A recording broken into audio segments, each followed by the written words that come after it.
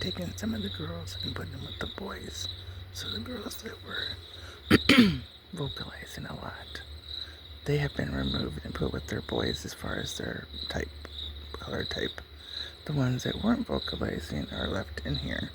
So we have 3 girls in here. This is the red and the feral group.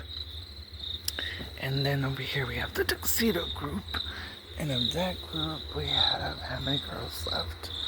We had 7 in the other group. And we have 3 in here as well. And so we have boys, every boy has girls with them. So the red, he has 2. He has 1. He has none. One of them, Danny Boy doesn't have any. He was in the breeding program and he's on vacay right now. But all of the boys have a roommate, basically. And it's the first night that they have not vocalized. The girls and the boys are all quiet. They're not fussing. But yeah, every boy has a girl. And then, like I said, I still have girls on their own. I could put them together, I guess. I'm thinking about it. Anyway, this is the chicken room. This is their room. We call it the bird room. Okay, that was Honeyboo telling Moo to move. And not in a nice way. There's a lady on one of my groups, and I'll post this, but she's got a bird that's a female that's blind. And a roommate that's not very nice. Well, Honeyboo is not a nice handler. They've been together since their birth. They have tried to separate them, and they don't like it. So, even though it looks like they're being mean to each other, they're not drawing blood or hurting each other. They have never hurt each other. They just look like they're hurting each other. So I have concluded they can hurt you. They hurt Macho a lot. Any damage that you see to Macho or Luna or Sassy, 9 times out of 10 is these 2 little munchkins here. Honeyboo and Moonboo both inflict lots of damage. They're very strong.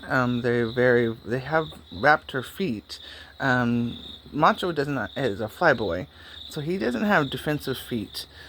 He's not very strong, and he's much like he weighs like a third of what they weigh. So they outweigh him. They're just overall bigger than he is, and so he's got his own little perch that he stays up on. Luna does pretty well with them. He's a teenager, and they do very well with babies. So as long as Luna doesn't act like a total jerkwad, sorry about that.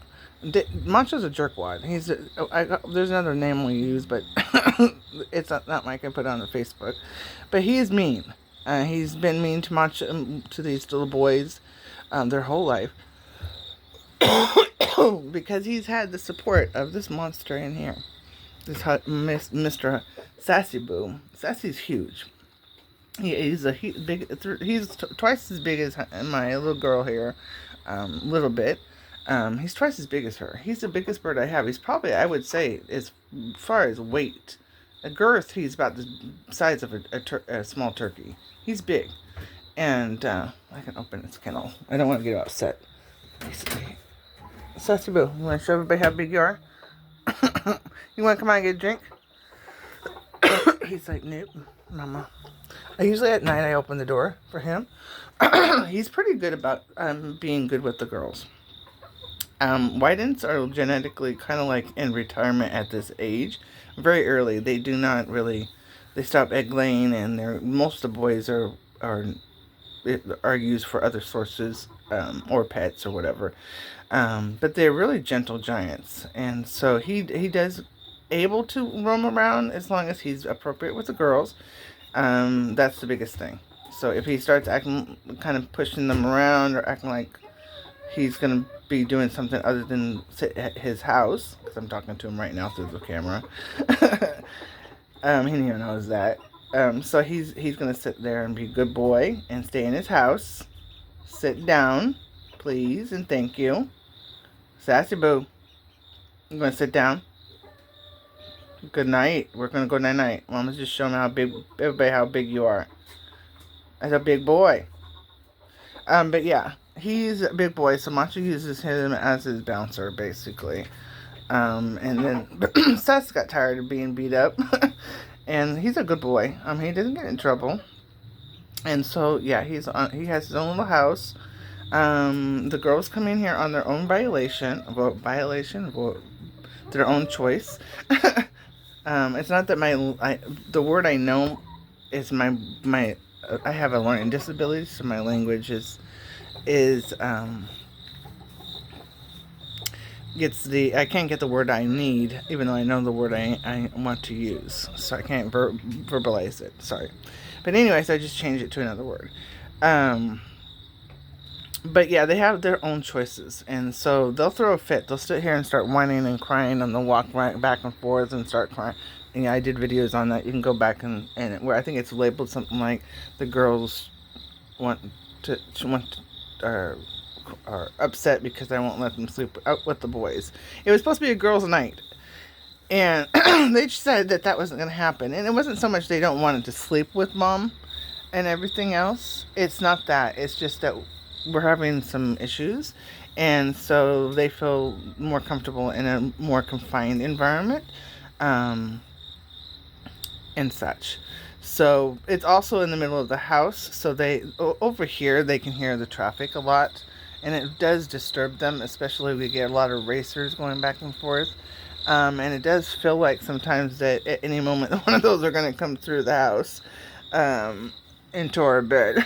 So this is a more central located room, and it is in the middle of two domiciles, so it's in a very protected.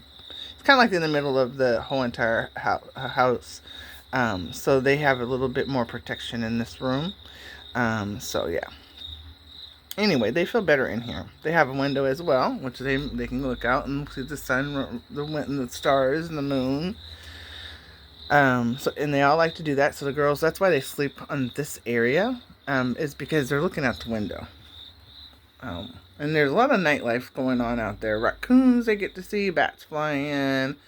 There's a whole field out there, so there's a lot of activity, and so it's like entertainment tonight going on out there. So the girls like the prime sitting positions are where Lizzie and Little Bear are at. That's what I call the penthouse. They can go in there. There is a stand in there. I did have a perch in there, but Macho is using it right now. Luna is supposed to be in there, but he happened is that he decided that he wants to come down and squeeze out of there at night, and then kind of be mean to the girls. So we can't have that. So Sassy knows the rules. This is nighttime. This is quiet time. This is getting ready to go to bed. This is trust. Cause nighttime is different in a situation just like in our world. So when the lights go down, when the sun goes down, the protocol for how you socialize with the person changes, right? So you wouldn't socialize the same way you would at 7 o'clock in the morning that you would at 2 o'clock in the morning with somebody. It's a little bit different. And so no different with the chickens. There is a complete difference between bedtime. They still are awake, as you can see. They are doing their grooming. Generally they stay awake, but in place. So they all find their places around nighttime. Obviously in the wild, that's really important to find your place of where you're going to sleep before it gets dark, because they're not nocturnal animals, even though technically they would be still up, right? It's dark outside right now, and they're up, but they go to bed at the same time. So they know that they have a certain amount of time when the sun goes down. So they do like their preening, which is doing their hygiene. They do their socializing. So they'll sit next to somebody they might like, and how close they are to each other if given a choice. Now you got to realize is that normally we don't give them enough choices in the sense of space. Either we don't give them enough. Some of the birds want a habitat. Some don't. My girls do not want to be confined. I'll take that back. Where's Isha at? Isha does like to be confined. She requests it every once in a while. She'll request it. There is a bucket here I have made specifically for them to use for multiple different uses, but now she is using it for her own personal I can't handle Pete in my life, and puts herself in isolation. I've had birds do that throughout their life. Honey Blue and Moon did that for the first 2 years of their life. They did not really like to socialize with the other birds. They had their own own home. They like to be confined. Moo doesn't want, because he's blind. Doesn't like likes to be confined. Because he cannot see something coming. He can feel the vibrations, which is very confusing because he can also feel the vibrations from another room that's not in our house. So there's like a wall here where the kids' babies are, that's connecting to another room that's kind of like an outdoor room, but the floor is all one floor, and so he can feel the vibrations. So for him, it feels like there's something in the room that may or may not be in the room, and so he just really has a hard time with that, because of course we're next to wildlife. We, like I said, we're next to a big, huge field. We're in the middle of a city that used to be a rural area that now was supposed to be like the kind of like rural still, but now the laws have changed and now we are more city. And so this is kind of like a little bitty rural area, and the little bit big. We still have the laws and everything, which allows me to do what I'm doing, but the problem, and I still have the acreage and such, but we're like completely surrounded by other people. And so they can hear and talk, and the people yelling and talking to each other. They can hear TV set. It took me a long time. We actually borrowed we don't have a TV set here. My biggest concern with the birds is noise, pollution. Or they have very sensitive ears. So we listen to a lot of classical music. Jazz is very good. Country, believe it or not, is very, very good. They do like rap as well. Um, I've tried heavy metal a couple times. They can listen to it for a very, very short amount of time, and then it gets very irritating to them. I have to have it very low. Their hearing is much better, much like a dog's. They can hear. The reason why I've tested this out, Faith, which is my pit bull mastiff, and they can hear actually probably better than Faith can, because they can hear, like, our road is like the central location of every GPS. Let's go here in this area of town, and it sends you to our road. You will hit our road. Everybody that goes in this area, it's our road, because we just kind of, it's the way that it was designed. It was kind of like I said, it used to be a country area, farming area, that they kept getting smaller and smaller, and the land kept getting small, kept getting, little bits and pieces of it is being sold off and developed, and it kept, so that farm ended up in the middle of this oasis, this city, right? And it kept getting bit down, and so then they, like I said, they put it in, wanted to do it like, okay, we want to kind of keep it like a little rural here, and then so it made it really difficult, because now we got, like, we have houses that are being surrounded by duplexes, like in a OK Corral type situation. So, yeah, it's really unusual. We're completely 180, we're completely a circle. We are like, our house is here, and we're completely have a circle around, which is not normal. Normally you have like a little block situation. You'll have maybe 4 houses that you're connected. Hey! I saw that! He's telling them to move. But so normally you would have like 4 houses that are connected, that are near enough to your house. But I am completely surrounded. Literally, I'm in the middle and I'm surrounded. We have a field. The land that we have is equivalent to the field. So it's almost like an acre and total. And so we're completely surrounded. Literally, there's along the property line is duplexes, fourplexes and duplexes, and I think there's just fourplexes and duplexes. Weird stuff. Wouldn't want to be a fire department or ambulance trying to get up those little, because there used to be like, just imagine you got a house here and you got this big acreage in the back, right? And then what they do is they take the driveway and make it into a road, and then now this person has to park on the street, or if they don't have a parking spot, too bad, too sad. But anyway, they made it into a road, and then back here in this whole acreage that they wanted to keep rural, they're now like putting, like I said, 4 duplexes and 4plexes, and yeah, so I'm completely surrounded by people. But I have, like I said, I have enough acreage to do what I'm doing. So, but here nor there, the fact of the matter is that the boys, because of their behavior, and because of their needs, like Honeyboo, like Moo has to be in the kennel because he just can't be, he doesn't feel safe. Like, he has to be surrounded by 4 walls. And the kennel is actually, he actually stole it from Sass. Used to be his house right here. But he stole it. He liked this one better because, once again, he's completely surrounded on all 4 walls. He has to have his brother with him at all times. I try to separate them. That's no good. He freaks out every time his brother squeaks or there's a noise. He thinks somebody's attacking his brother, and he gets all upset because he can't see where his brother's at. And so, yeah, that doesn't do well.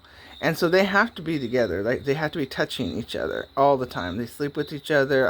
Their whole life, they're almost 4 years old, they've never been away from each other in that sense. Luna, like I said, is a teenager, has grown up with them. Believe it or not, as tough as they are with these jungle boys, because these are jungle birds. So Macho is a jungle bird. He's a New England Bantam. He's also the oldest, but he gets the worst of it with these two because, like I said, they don't like him at all. And Sassy Boo is a mixture of 5 different birds. Now, he doesn't get as bad. Now, they'll leave him 90% of him alone, or Honey will. Moo Moo is afraid. His vision is whatever it is that he can see. He can see the blob of Sassy Boo in the sense from his other eye. He is only blind in one eye, so he's able to see from the one that he sees far away, but it's a blob. So he knows that the only blob that there is that he lives with is Sass. So he can find him quite easily. So he just, like I said, they have this love relationship. It's quite funny. But generally, Honey Boo is my bully boy as well as Macho. Macho is a bully boy to Sassy, believe it or not. He bullies Sassy. Any damage that you see on Sassy, 9 times out of 10, it was Macho that did it. Sass could be just minding his own business like he is right now, being really good with the girls, the whole 9 yards, and if I let Macho out, the first thing he's going to do is go over there and bully his brother, start biting on him, and it was just awful. And so he does that, and then he'll come over and start doing, pushing the girls around and telling them where they have to sleep, that he's in charge. He's just a bully boy. So he's in there for that particular reason, because he's not nice to the girls. Luna is because he's a teenager, is in there as well. And that's just because he, once again, is mean as these two are to these two. And like I said, Sassy is the brunt of it just because of Macho. If he didn't support Macho and stood up on his own 2 feet and didn't let Macho bully him like he does, Honey Boo and Moo Moo would leave him alone because he really doesn't do anything to them to bother them. Macho is the antagonistic of all of them. He antagonizes everybody in the house as far as how the boys are. But Luna, like I said, he's grown up with and the Silkies are usually my babysitters for any babies that we have. And they're really good at that. They love babies. And they don't mind them when they get older, to be honest with you. We've not had a whole lot of babies, but the ones we've had, even we call the Love, which is our quail. The boys, the quail boys love Honey Boo and Moo Moo. Macho is mean to them just because him and Izzy are boyfriend girlfriend, and Izzy hates them with a passion. Does she hate them? I actually at one of the doors, the one over here, this on one of my quail kennels, for whatever reason, it flips open, and so it was open today, and I had 3 girls in there, and I'm trying to remember who it was that got out. I think it was, yeah, Daryl. Daryl got out, and I knew exactly where she was because they always came over. They always go when they hide. They always hide over here by the back door behind the curtain. And so I just went right straight over there. As soon as I saw the door open and I saw there was only 2 in there, and at the time 3 because I had moved one of them after that. But I knew that she was not in there, so I just went right to where she was at. But she was fine. She was just upset. She was upset for a couple of different reasons. One is because I moved a lot of the girls in the middle of the night last night. Normally I don't do that, but the boys were driving me freaking nuts. The girls were driving me nuts. I mean, I had boys over here crying to the girls, and I had boys over here, girls crying to the boys, right? Because this is their season right now. And I had actually separated them. I put all the girls in their own. I had separated 2 different housing for the girls. So all my girls were in there and were separated from the boys, and it just was madhouse. It was like I cannot sleep. And so I said, fine, you want the boys? So any of the girls at like 9:30 at night, normally they're not up at that time, right? They're quiet. You can hear they're not even taking all that noise is YouTube crickets. But they were just obnoxious. It was like 9:30 at night and they still were just calling to each other. And I said, okay, this is ridiculous. So what I did was, any of the girls that were calling out to the boys, I removed them. And I took them one at a time and I put them with the boys that they had been with. So all my reds went with my reds. So Darkness and my girl Ruby, both of them went with Red. So they're all 3 in their kennel together. That's the only one I think that has 3 is Red. And he's just because he's a gentle giant, just like Sassy Boo here. They are very, very, very, very, those red boys, oh my god, they're so gentle. But anyway, those 3 ones are in the kennel together. And all the rest of them, like I said, except Danny Boy. So Sissy has a girl. I have a girl put in there with them. Froggy has a girl with him. They all matched up with the same type that they are. So I just matched all the boys and girls up. So any of the girls that were vocalized, I matched them up with the boy that went, obviously, and eventually ran out of the ones that were vocalizing. And so then I end up with 3 of the tuxedos left and 3 of the pharaohs left. So those 3 are separated. Like I said, I might put them together, but right now I'm having them separated. It's quiet. They're all quiet. They all get along. In the tuxedo group, I have my OG girl Melody, which is Daryl's child, and she's the OG in that group. The other 2 are teenagers, and then in the other group, I have Daryl in there with her 2 daughters.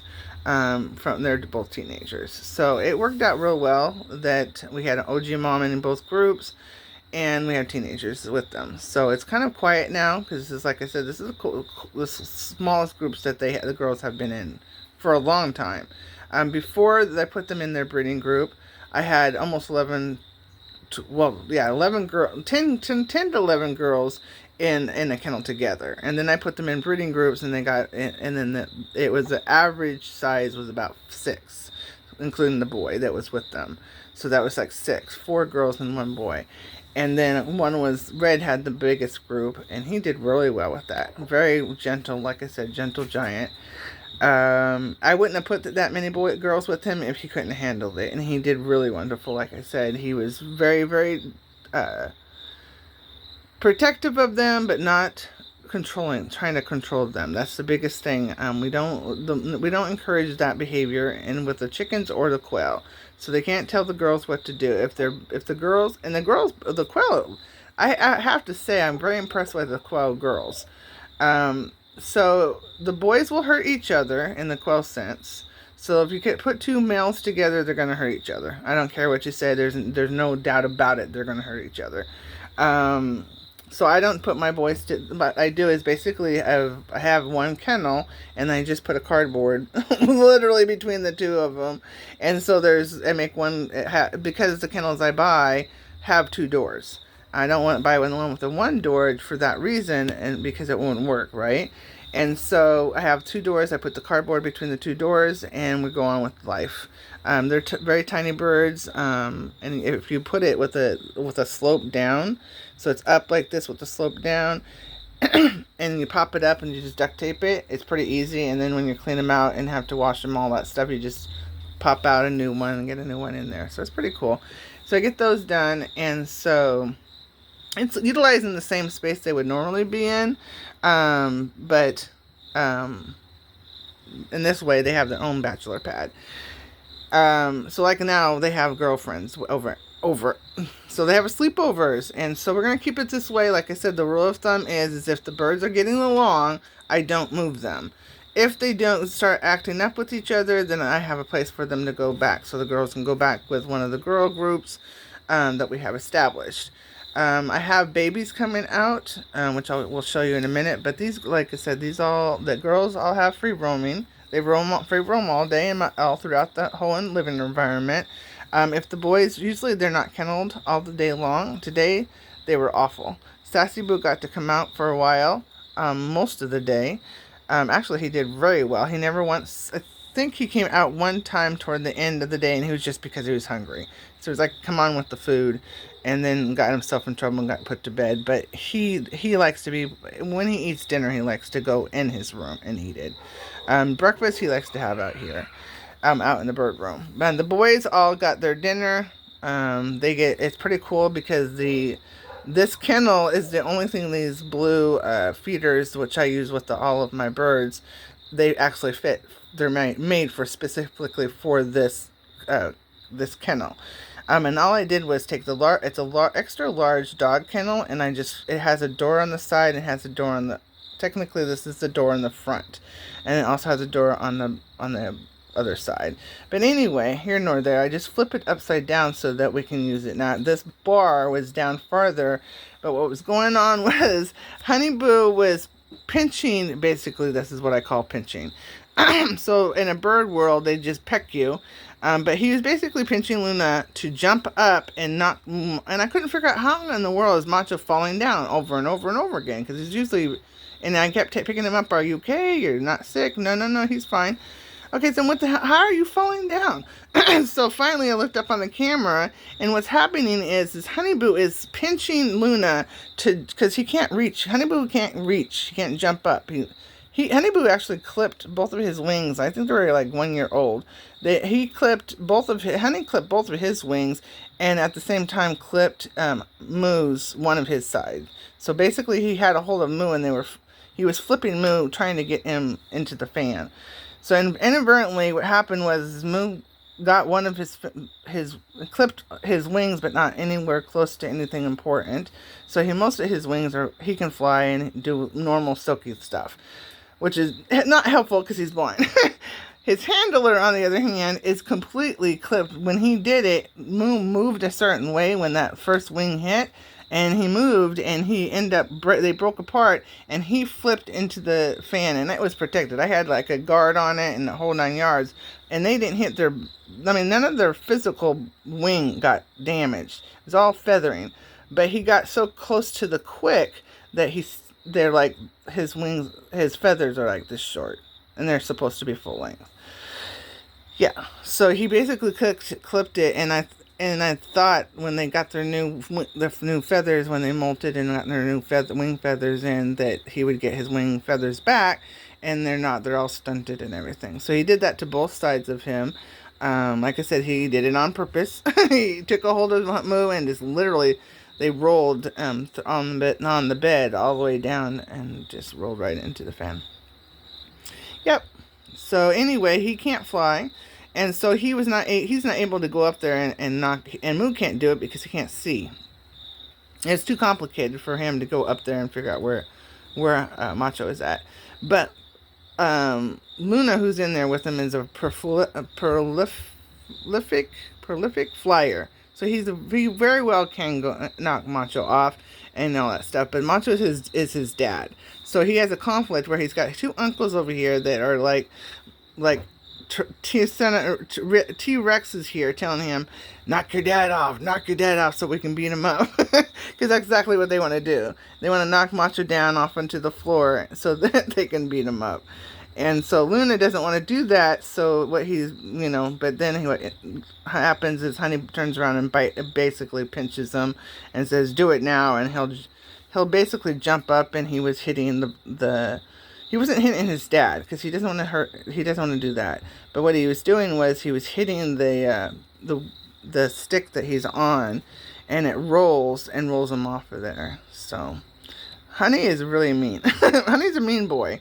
But I was telling the girl, she was like, yeah, the blind chicky girl, her roommate is not nice. It won't let her eat and all that stuff. And I said, yeah, Honeyboo does exactly the same thing. He won't let Moo eat for almost the first 2 and almost 3 years. Well, he's 4 years. They're 4 years old now, but almost for the first 3 years, I had to make sure, hand feed him, and in the morning now he'll cry, and I finally got the papoose, so because I can't hold him and feed and do all my chores. It's just impossible.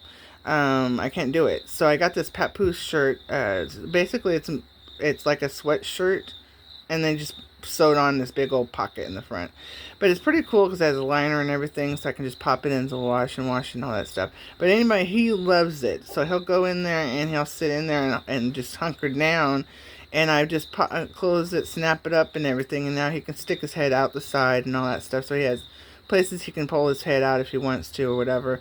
And technically he can get out if he wants to. There's no stopping him. But he likes to be up in there, and then he gets to swing back and forth because I'm leaning over and doing, cleaning up all the kennels and getting food ready for everybody. So in the morning he gets to go in there, which is kind of cool. And then Honeyboo throws a fit. It just drives him nuts. He knows where his brother's at, so it's not so much that he's concerned about his brother. It's that he's upset that his brother's somewhere that he's not. And he doesn't want me to be holding him. What he wants is to be out here socializing with the girls. And he's being a little, like I said, he's a little bit of a mean boy, as well as Macho. And Luna is, like I said, he's just hormonal city over there. Teenage puberty stuff going on over there. And very influenced by all the boys. But they're all, as you can see, resting right now with their little beaks up in there. But they'll sleep there and get along most of the night, even though they don't like each other. Well, technically, all of them like each other in a sense. It really comes down to Macho and Honeyboo not liking each other. Macho is the father of, right now, he's the father of Isha and Luna. So he has 2 kids, and then Honeyboo has a child or 2. Or Mumu has a child or 1. I'm pretty positive I'm pretty positive that Moony Moon is Snickers' daddy, is Snickers' kid, and then Honey is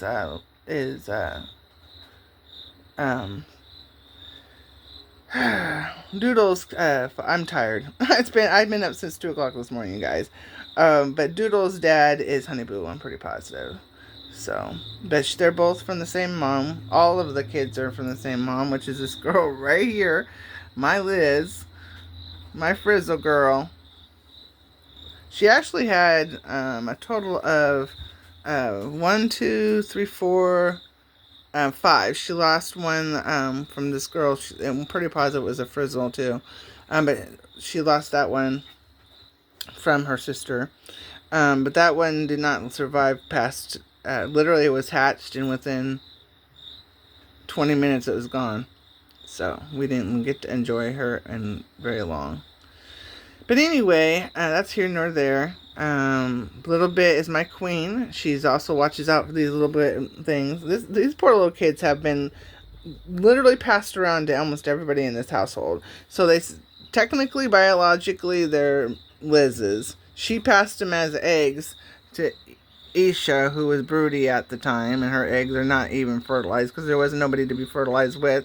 She's either related to one person or another in this place, and she doesn't like some of the other options, which is like Honeyboo and Mumu. She's a tiny bird. This is she's she's the tiniest bird I have in the house.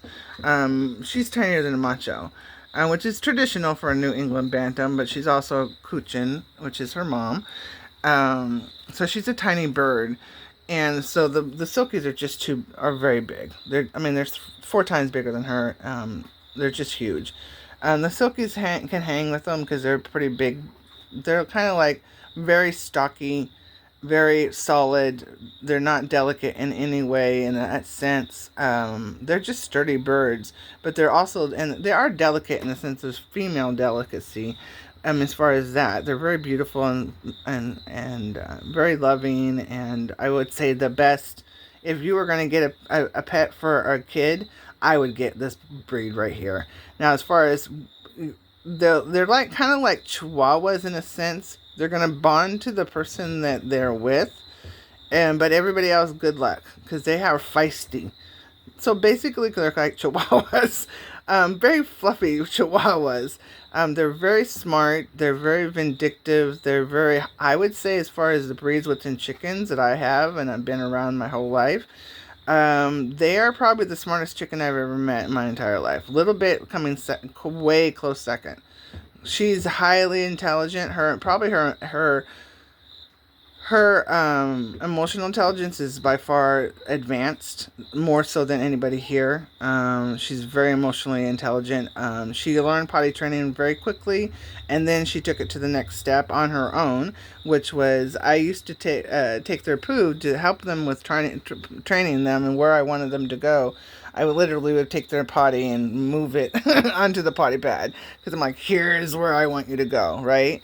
And so she took that kind of like training built thing that I did and turned it to, because I used toilet paper. Obviously, I didn't pick with my hand, but I used toilet paper to pick it up. And then when I transferred over, I would just leave the toilet paper there because it was like contaminated in my mind.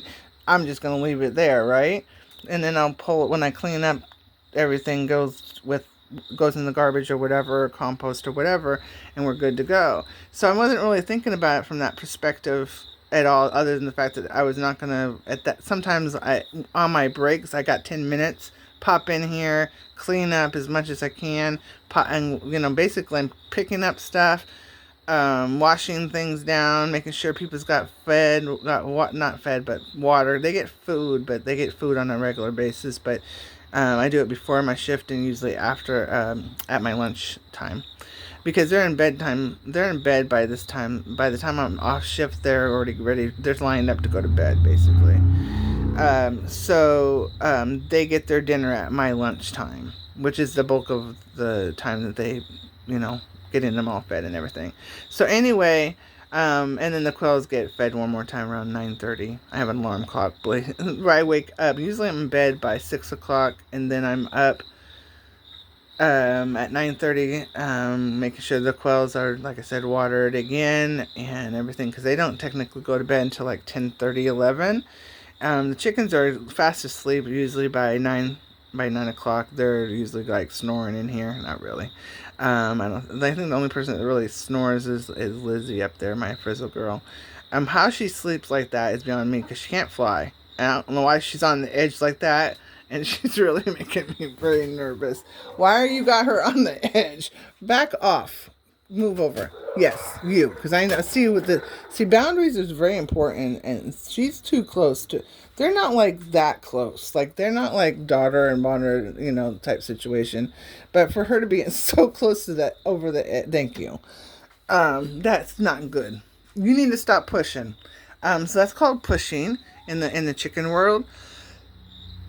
Like I said, Liz can't fly, so normally she couldn't get up there, and normally, if she was pushed, she would get down. She can't get down because she can't fly. I put her up there because that's that's the safest place for her, because one, she can't get away. So if there is something that comes in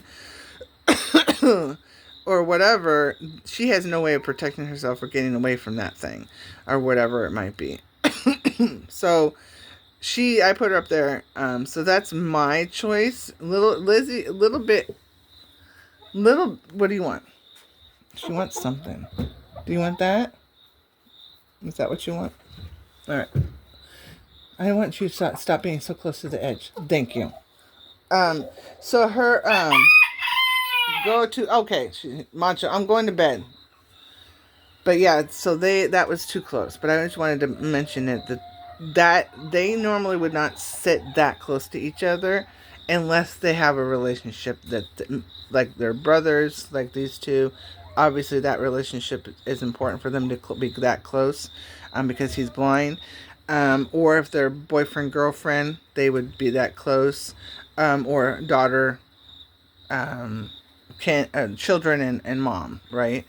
Um, that kind of thing. So that would be normal, but that for them to be that close to each other, it's not normal. So she was what we call pushing her.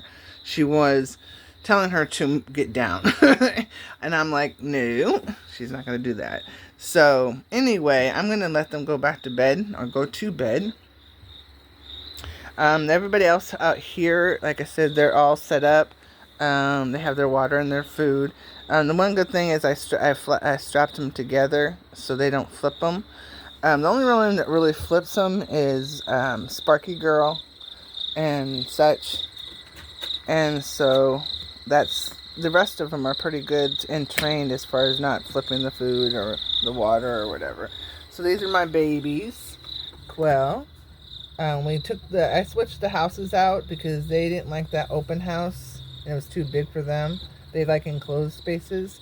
And so there's like a little room that takes up this whole area right here that they can get back up in there. But yeah, so I switched it out because the other one, they got too big for it anyway.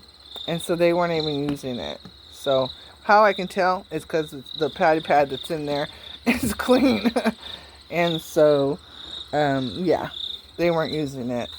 And so yeah. So they're down here. They have a little bit more space because I also took out the lovey out of there. I like to put a lovey in there when they're babies just because it just helps a lot with their emotional stress, and stress and anxiety. They don't cry. None of my birds make the distress crying. I take that back. I think it was Teddy Bear was a crier, and she would sit right. I thought she was a boy, to be honest with you. She would sit right here and just literally just wail, and until I pick her up. So I'd sleep right next to her, this far away, and just pick her up with my hand in the middle of the night. And I'm like, oh, I'm gonna hurt her.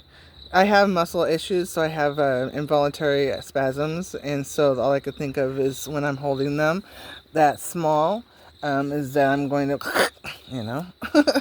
So I don't necessarily would like to do that middle of the night either. So, because that's usually when I have most of my muscle spasms, in the middle of the night.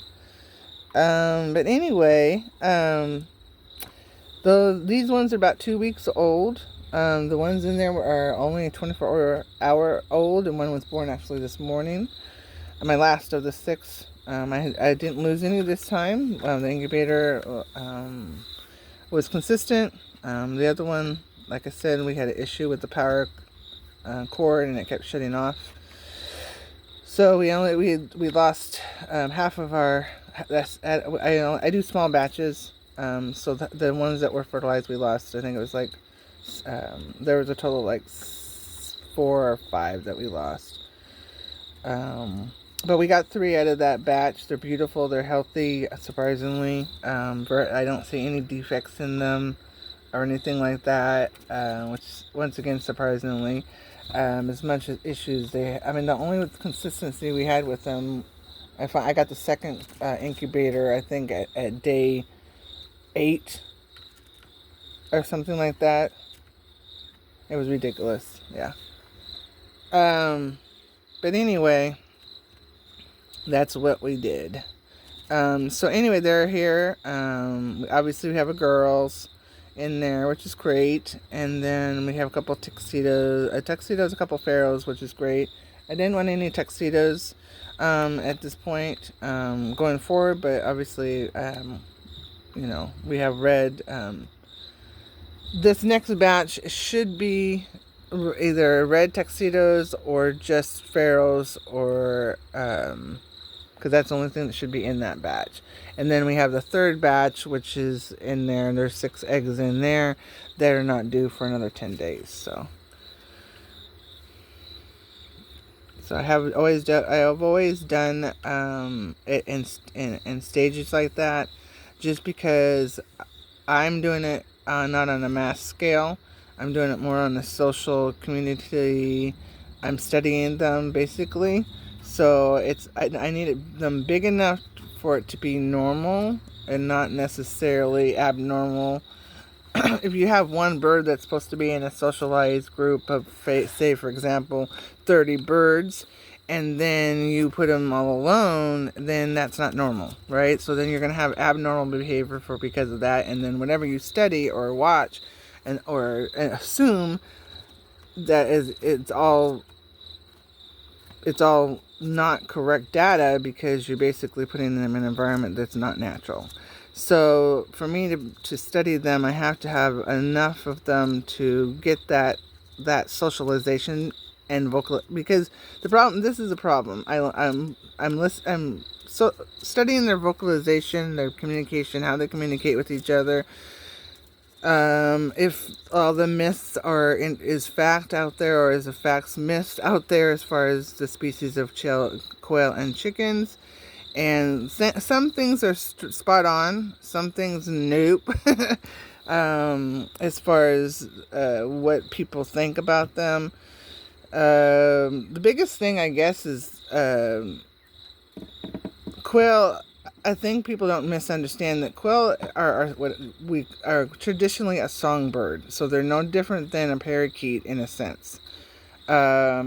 I'm trying to think. I don't know too much about songbirds, but basically, not in a sense, they're not flyers in that they can fly. Pretty much pretty good. No flying. Sorry, I shouldn't have said that, because they are very verbally trained. So I don't want to mislead them when I say things. But they are trained. They all get trained from birth, literally before birth. To be honest with you, I didn't really realize they actually auditorily can hear everything that's going on around them for almost, I would say, about 6 days before they're born. So they kind of understand they understand the dynamics of the environment they're going to be being born into. So there's really no surprise of the fact that that's what's going on. And so they understand the socialization way when they're born. So it really helps that we have a lot of generations of chickens and or quail, because I didn't really think about that. I was thinking, I'll just get 5 quail. I'll study their socialization between the girls, and then we'll be done with that. Oh, it was not like that. So having first and second generations is very important, because there's a lot of things that vocalization specifically that they make that they will never ever make unless they're talking to their kid. And it's not just their kid. All of them do it. So when any of the babies are born, all of my birds, the chickens and the quail, are very vocal about the birth of that child. And they'll sing to the child, the boys and girls. So not just girls, all the boys and girls. They'll sing to the children. They're very protective of the children. The chickens will walk back and forth in front of the incubator, and just literally, most of my girls are just, I wouldn't call them couch potatoes, but basically they very sedate. They kind of chill out on my bed most of the day. You'll see videos on that. Faith, my dog, and then we'll chill out on the bed. But when babies are being born, they are literally pacing back and forth. And it's not, even though I say Izzy would unlive them, she probably would, but she still protects them, because this is part of her house environment. And most likely, Little Bit would be mad at her if she didn't protect.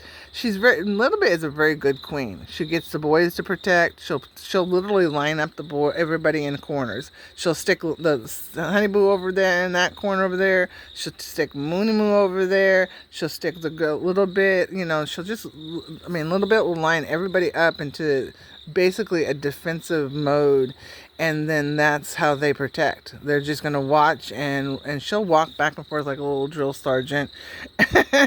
I could just see her with staff or something, walking back and forth, and she just basically tells, I don't know how she does it. I don't know how she does it. I cannot, for the life of me, figure out how she can get everyone to listen to her. The only ones that push back with her is Macho. He sees her as equal to him, or just a little bit lower because he's older than her, by like 2 weeks. Hi, baby, you have an egg? You doing it? That's my day roll. But yes, so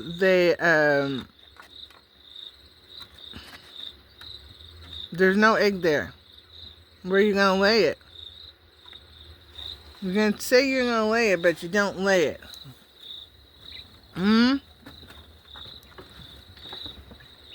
Who's laying eggs around here?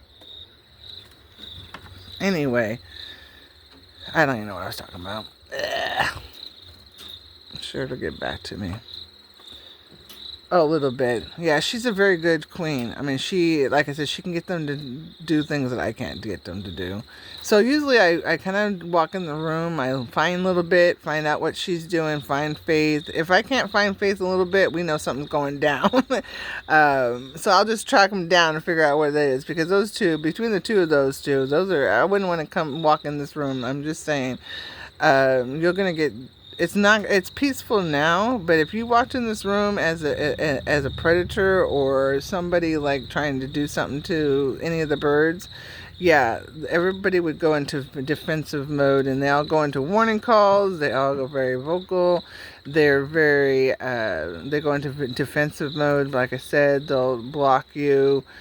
Faith will block you. She'll just literally put her body right in front of you and every time you walk around, like she'll just literally walk with you like that. She'll just like keep walking with you. She's not gonna attack you or anything like that, but she's not gonna let you walk past a certain point. Now that's dogs. She does that to her boyfriend, which I call her boyfriend, because the night dude, when his dog, he brings his dog, and she loves that dog. But if he came to the room and tried to come in here, or does come in here, she only lets him go like so far. She'll let him go all the way down to the door and all up in here, but he's not allowed anywhere near the birds that are out and about and such. So if one of the birds is down there, he's not going to be able to go down there. That kind of thing. So yeah, she's very protective of all her birds, and she takes her job very seriously. Same thing, they went outside today. The girls did. The boys did not, because they were just so awful. But the girls went outside, and same thing. She's just very, very protective of them. So, yep.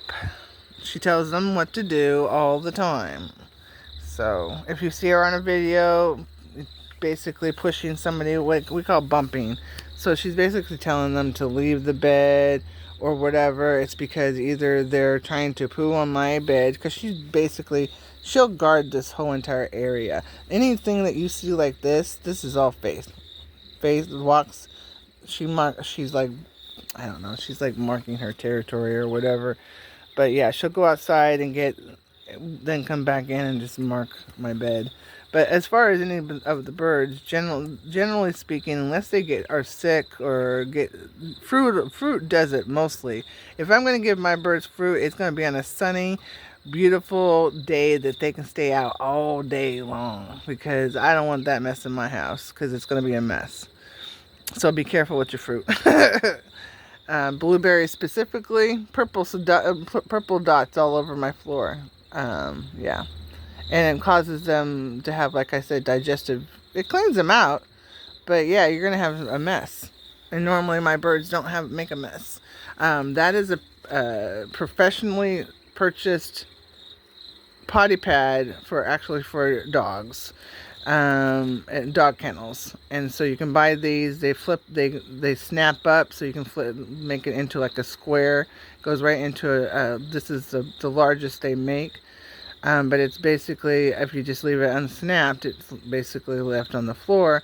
So my birds use that when they're out and about on the floor area. When they're on the bed, they have a potty sheet that goes down They potty on that, but they're not allowed to potty where I sleep. So I sleep from I'm literally sleeping in a twin size. This is king size bed, so I sleep like a twin size section of it, and Faith will not in a little bit, and all you'll see on videos they'll be all lined up on their side, and my side's empty, because they're not allowed to even though there's a potty pad on there, they're not allowed to be on pottying on it.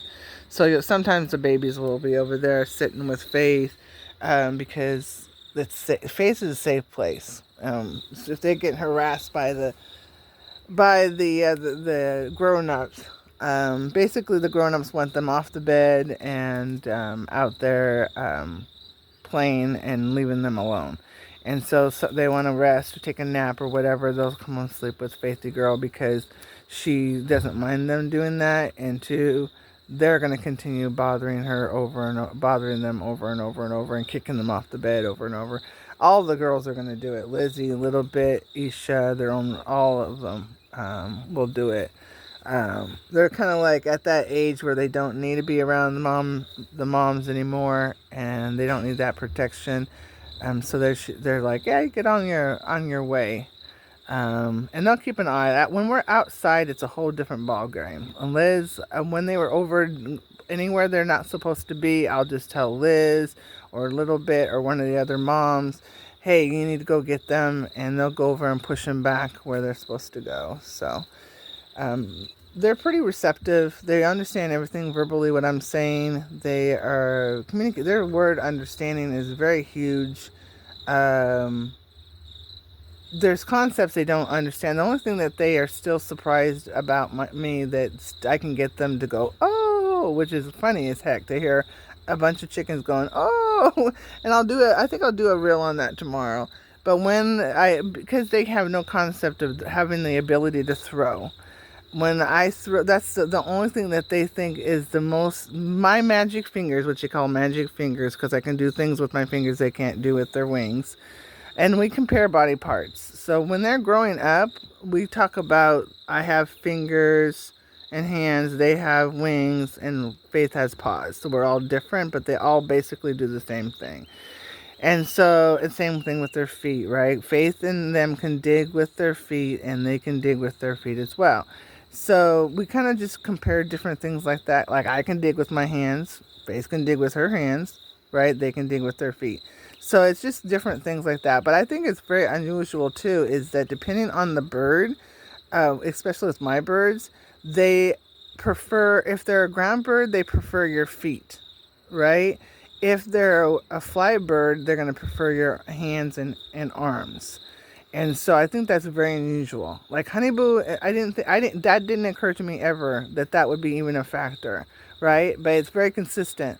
Little bit likes my legs and my feet. She's a fly bird, but she's not a flyer. Like she can get up on a tree limb, but it's not like she's going to be taken off for flight anytime soon. I mean, it's like she's basically gliding, jumping, and a bunch of other things, almost similar to what the quails are doing when they fly. But it's basically just a very quick burst. Now, Macho can fly. He is lazy, but he can fly. Isha can fly really well. Luna can fly very well. Lizzie and Izzy can fly just a bit better than Little Bit. Little Bit's just designed, it's just too heavy. She's just not, her body is not compatible to her wingspan. So she probably is the size of an osprey, and their wingspan is just huge. So she really doesn't have the wingspan to be doing any flying. But Izzy and Lizzie, Lizzie can't fly at all because she's a frizzle, but Izzy can fly a little bit, like I said, a little bit better. She can get a bit higher. She can probably fly up on the roof if she wanted to, higher up in the trees, obviously, than a Little Bit. Little Bit can fly up a good 6 feet, but Izzy can fly a good 10 to 12 feet. Macho can fly, like I said, on top of he can fly as high as 30 feet, if he really wanted to. All my birds are taught and trained as far as boundaries. They all understand the cars can hurt them. We live on a very busy, like I said, you can hear the cars nonstop. Cars don't stop. The only time the cars stop is when rush hour is over, so probably about 10 o'clock until 2. It's pretty quiet. And then it's busy up until 2 o'clock in the morning. So from 2 o'clock in the morning, and it starts back up around 4. So really it's about 2 hours of no traffic at night. And then during the day, it's about 10 o'clock until 2 that it's not as bad. But other than that, it's nonstop. Nonstop. It's like a highway. Nonstop. We get all the ambulances. We get all the fire. We get all the police. Police, not so much. Usually the only time we get police is if they're staking somebody out or bothering somebody or looking for somebody or, that kind of situation. But other than that, we don't get a whole lot of, which I always thought is unusual, because my understanding is, like I said, our street is like a go-between bigger, huge streets. And so we have an ambulance nonstop all day long. A fire department all day long. A FedEx, UPS. I mean, they're not stopping to deliver. They're just using it to go from point A to point B. So we get nonstop of that, right? Traffic, all the hell 9 yards. Like I said, we're only like 10 blocks of residential. There's no commercial stores on our street. But anyway, it's very busy and everything. So, but I always thought it was very unusual we don't get police traffic. Like, if they're going from point A to point B, and the whole city is going from point A to point B, but the police officers are not going from point A to point B. What are they actually doing? Apparently, they're not doing anything. I don't know. They're just standing still. I don't know. We just don't get a whole lot of that. I see police maybe. When we first moved here, we had a lot of violence going on. We still have a lot of violence going on. They usually show up afterwards. But if there's nothing physically putting them here, like something doesn't happen, they're not here. Like, they're not roaming. I don't see them roaming. Used to be when I was growing up, they used to roam a lot. Now, I don't know. I'm obviously in a very isolated situation because I don't leave my home. But I do feel that we get a good population going through, driving through here. So I just think it's unusual that we don't have roaming police. Not that I want them roaming, but you know what I'm saying. They don't show up unless somebody calls them, type situation. So, anywho, I think that's weird. I used to work for the police department too, so I really think it's weird because they used to roam a lot. Maybe there's a rule that they don't roam anymore. I don't know. I was gone from Oregon, from Portland for a good 15 years, and things changed. So I was gone from, I'm trying to remember the year, 97, I guess, until 2010. So it was quite a what is that? Oh, she's on her monthly. Sorry about that, guys. Like, wait a minute. No birds were on my bed. Like I said, Fraser usually is the one that makes a mess. Anyway, I'll let you guys go. It's been over an hour, and I'm tired, and I'm going to go to bed, and you guys have a great day. Bye.